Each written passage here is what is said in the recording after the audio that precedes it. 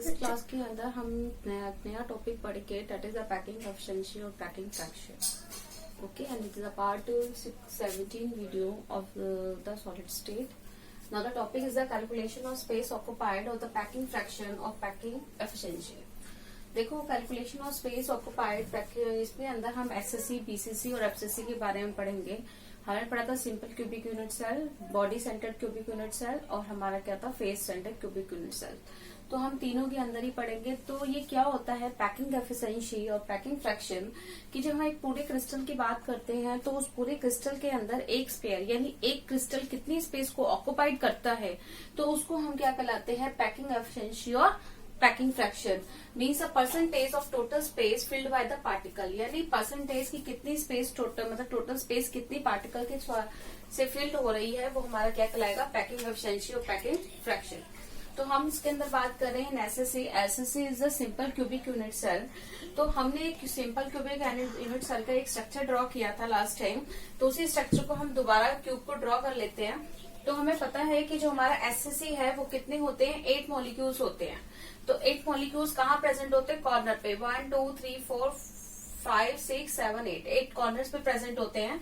अब हम मान लो, अब इसी स्ट्रक्चर को अगर हम 3D के अंदर देखें तो 3D के अंदर जब हम इन्हीं स्पेयर्स को इनलार्ज करके देखते हैं तो हम देखते हैं कि ये स्पेयर्स जो है इस तरीके से आपस में अटैच होते हैं.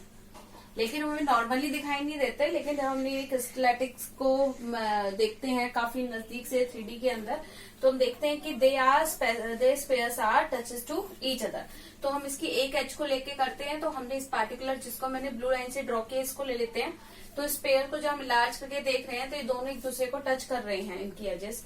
अब ये क्या है, इतना पोर्शन रेडियस, डायमीटर का हाफ रेडियस होता है, इसके डायमीटर का हाफ रेडियस. तो आर है और ये टोटल आर हमने क्या मान ली, ए जो होती है हमारी एज लेंथ होती है. तो ए जो है किसके इक्वल हो गई, आर और आर प्लस इक्वल टू में 2r. अब अगर हम एक सिंपल एसएससी की बात करें तो एसएससी के अंदर हमारे नंबर ऑफ स्पेयर्स कितने होते हैं, 8. क्यों 8 कितने होते हैं, 1 होते हैं.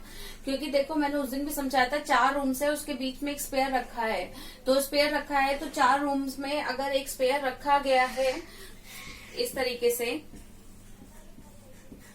ये ठीक है 1 2 3 4, तो स्पेयर एक है. इसी तरीके से बैक में भी स्पेयर एक है, उसका कंट्रीब्यूशन कितना है 1/8. तो 8 कॉर्नर है इंटू 1/8 इक्वल्स टू में एसएससी कितना था हमारा 1. अब आता है volume of sphere. Volume of sphere निकालने का फॉर्मूला क्या है, 4/3 पाई आर की क्यूब. फर्स्ट इक्वेशन हो गई. अब वॉल्यूम ऑफ क्यूब कैसे निकालेंगे, वॉल्यूम ऑफ क्यूब का वॉल्यूम कितना है हमारे पास, ए की 3. एक क्यूब का अगर इसका है तो हर क्यूब का वॉल्यूम कितना है, ए की 3 हो गई. तो कितने हो गए हमारे पास, 2r की क्यूब हो गए.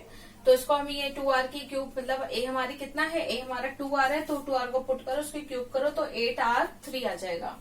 अब फ्रैक्शन कितना ऑक्युपाइड है, तो फ्रैक्शन ऑक्युपाइड निकालने के लिए करना है volume of spheres divided by the volume of cube. तो वॉल्यूम ऑफ स्पेयर कितना है 4/3 पाई आर की क्यूब और वॉल्यूम ऑफ क्यूब कितना निकला है 8r की क्यूब. तो इसकी कैलकुलेट करोगे, पाई की वैल्यू पुट करो तो इसका हमारा आएगा 0.524 और 52.4% आता है. ठीक है, इसकी वैल्यू आपको एग्जैक्ट याद करनी है. इसको कोई कैलकुलेशन करने का वो मतलब नहीं है, आप इतनी लंबी कैलकुलेशन कर भी नहीं सकते हो. और ये टॉपिक वैसे इतना इम्पोर्टेंट नहीं है, लेकिन फिर भी कभी भी 5% ये आ सकता है. तो बस आपको यही निकालना है, उसका डायरेक्टली यहाँ आंसर लिख देना है. तो याद रखना एसएससी का जो पैकिंग फ्रैक्शन में जो आंसर है वो आएगा 52.4%. ठीक है, अगर कोई प्रॉब्लम है इसमें तो आप मुझसे बात पूछ सकते हो या इसमें अपने मैसेज बॉक्स के अंदर अपना मैसेज छोड़ सकते हो, जो मैं आपको देख के आंसर दे दूंगी. Thank you students.